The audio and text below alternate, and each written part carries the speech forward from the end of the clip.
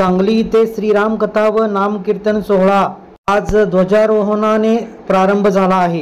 या कार्यक्रमासाठी शिवप्रतिष्ठानचे संस्थापक संभाजी भिडे गुरुजी यांच्या हस्ते ध्वजारोहणाचा समारंभ पार पडला आहे।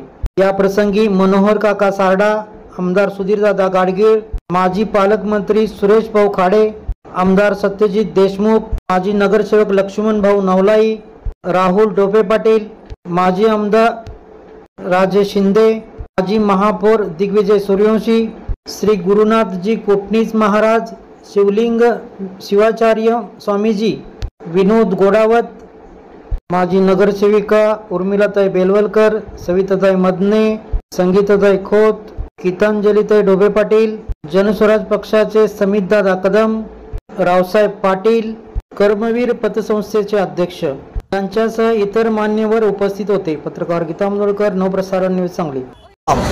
17 जानेवारी 2025 आज पहिला दिवस या रामकथा व नामसंकीर्तन सोहळ्याच्या कार्यक्रमाला शुभारंभ झालेला आहे। या कार्यक्रमाकरता या सुधीरदादा गाडगीळ, खाडेसाहेब, संभाजीराव भिडे गुरुजी, समितदादा कदम, बरेच अशा अनेक मान्यवर, आजी माजी खासदार, आमदार, सर्व उद्योगपती, व्यापारी, जिव्हाळा ग्रुपचे सर्व मान्यवर आणि या पंचक्रोशीतले सगळे भक्त, महिला, पुरुष यांच्या सगळ्यांच्या उपस्थितीमध्ये, हजारोंच्या उपस्थितीमध्ये हा कार्यक्रम अत्यंत थाटामाटात सुसंपन्न झाला।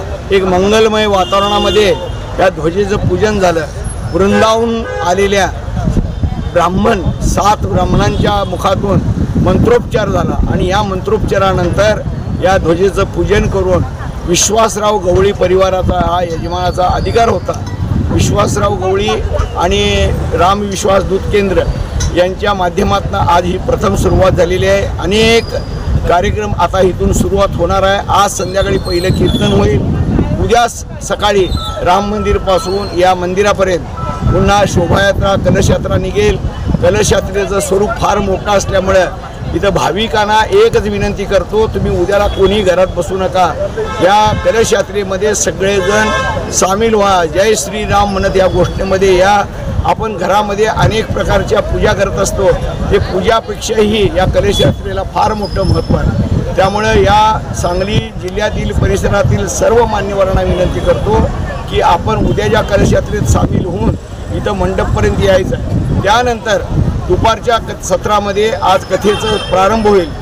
आदरणीय परमपूज्य संत श्री समाधानजी महाराज शर्मा यांच्या मुखातून आपल्याला रामकथेचं श्रवण ऐकायला मिळणार आहे। त्या दिवशी संध्याकाळी पुन्हा दुसरं कीर्तन होईल आणि मग रेग्युलर सगळे कार्यक्रम रोजच्या रोज दुपारी कथा, रात्री कीर्तन, दुपारी कथा, रात्री कीर्तन अशा पद्धतीने 26 तारखेपर्यंत हे चालणार आहे। यामध्ये रामविवाह, राम जन्मोत्सव आणि रामराज्याभिषेक हे 3 कार्यक्रम होतील।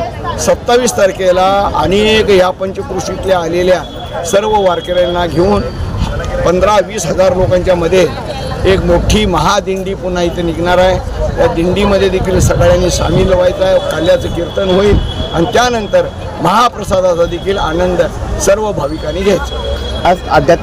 आमच्या चॅनलला लाईक आणि सबस्क्राईब करायला विसरू नका।